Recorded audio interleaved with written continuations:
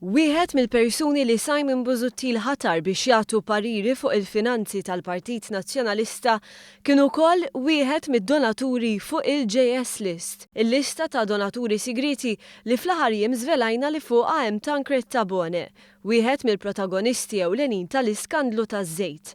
Minn ħdan il-Partit Nazzjonalista nistgħu nikkonfermaw kif Mark Portelli li fi żmien gvernijiet nazzjonalisti konsekuttivi nħatar f'karigi pubbliċi ewlenin bi ħlasijiet li jlaħqu l-mijiet tal-eluf ta' euro huwa wkoll fuq din il-lista.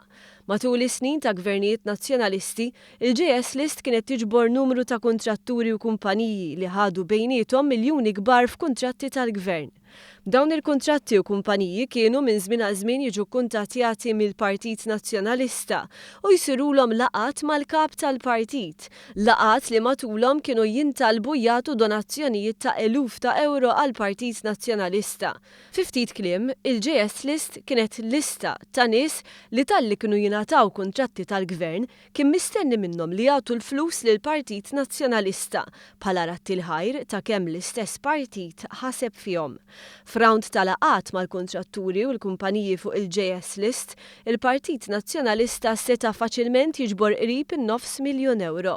Portelli kien magħżul mingħajr ebda sejħa pubblika bħala persuna ta' fiduċja minn gvernijiet nazzjonalisti biex iservi bħala Chairman tal-Freeport Corporation bejn l-2003 u l-2012, Chairman tal-ADT bejn l-2004 u l-2005, Chairman tal-Korporazzjoni għar-Riġenerazzjoni tal-Port il-Kbir bejn l-2007 u l-2012, Chairman tal-Malta Maritime Authority bejn l-2008 u l-2009, Chairman tat-Transport Malta bejn l-2010 u l-2012.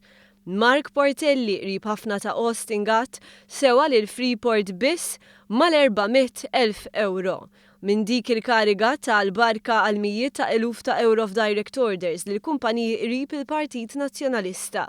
Immedjatament wara l-ħatra tiegħu bħala kap, Simon Busuttil għażel lil Mark Portelli biex iservi fuq kummissjoni dwar il-finanzi u l-entitajiet kummerċjali tal-Partit Nazzjonalista. Xogħol din il-kummissjoni kellu jkun li twettaq ħidma biex fl-iqsar żmien possibbli is-sitwazzjoni finanzjarja tal-Partit Nazzjonalista u l-entitajiet kummerċjali terġa' tqum fuq saqajja. Ir-rapport li sar mill-Kummissjoni li fuqha Mark Portelli kien maħtur minn Simon Busuttil ma kien ippubblikat qatt mill-Partit Nazzjonalista. Flimkien ma' Portelli fuq l-istess kummissjoni, Simon Busuttil kien ħatar ukoll fost oħrajn l-eks Ministru Tonio Fenek u lid-Deputat Claudio Grech.